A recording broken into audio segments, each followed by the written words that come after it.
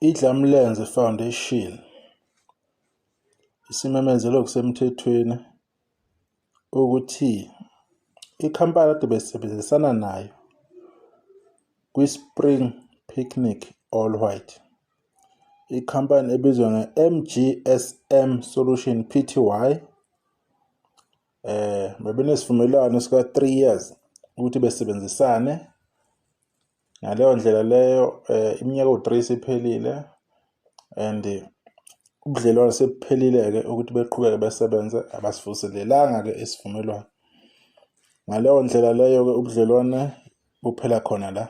Siyakhumbula ukuthi le MGSM Solutions yiyo le osiqiniseko ababema ngayo lapha ku TikTok, bekhulume ngayo beze bebe ngobhozo bethi lo mcimbi kabani. Siyakhumbula ama-Red Nation ebethanda ukuquote akhulume ngayo lento yale Spring Picnic, ebethanda kakhulu ukuquote ukuthi hayi akusona umcimbi kaKhuzani.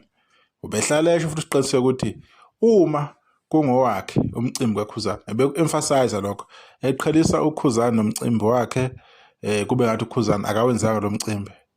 The same person kade yile komunye umcimbi wembanga kaKhuzani ebonakala khona, akuzange kuzwakale lokho, ahlale kumemezela ukuthi into akuyona yaKhuzani kodwa kabani le, ubevuma ukuthi wakhe umthandeni. So laba bahlaza imbumbulu laba yibo laba basibuyela umculo nowubona nje unje ngokufafaza amanga bekhuluma izinto ezingekho.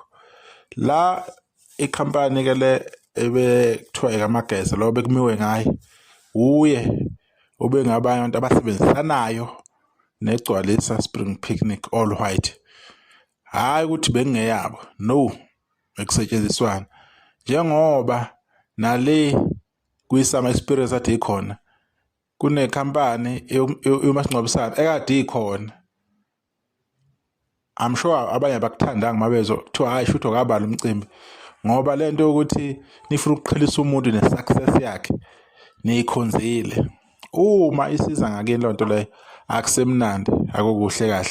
So lonto le mele siyigweme so that mase kwenzeka ngakini nikwazi ukuncomeka, kungabe sekuba nobhadi. Uma sekwenzeka ngakini sengathi manje into entsha yasukela, kusuke kuyini eniqalile ukukhuluma, uma ukukhuluma sekubuya futhi sekuthanda ukuba inkinga.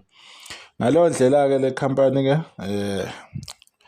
ngeke isasebenza ke ne-Spring Picnic, kodwa umcimbi isazoqhubeka ube khona, kuhlanganisa abaculi bama-genres ahlukene njengoba iba khona njalo ekuvikini lokuqala likaNovember onyakeni.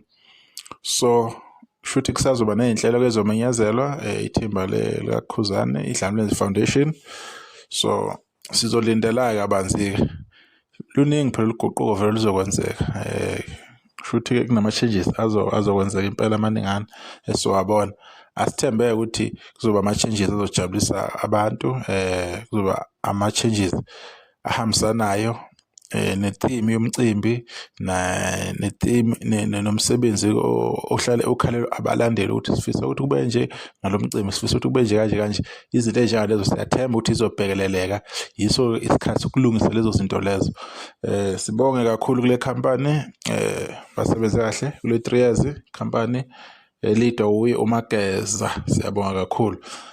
Solindele okukhulu-ke kuKhuzani-ke ngoba usalungisela umcimbi wakhe wase-Carnival City nge-22 zika-March 2025 khona la eGoli eJohannesburg. So yiwo umcimbi-ke lowo okumele amabombo abheke khona. Amathikithi aseyatholakala eCompuTicket or uyangena online uthi computicket.com, uyithenge ithikithi lakho-ke laphana uyitholele, ubhadala indlela obhadala ngayo. So yilokho-ke bafowethu nani bodadewethu bengifuna ukudlulisa. Sibonga kakhulu-ke kule company-ke ebisebenzisana ne-Spring Picnic All White. Ngiyabonga.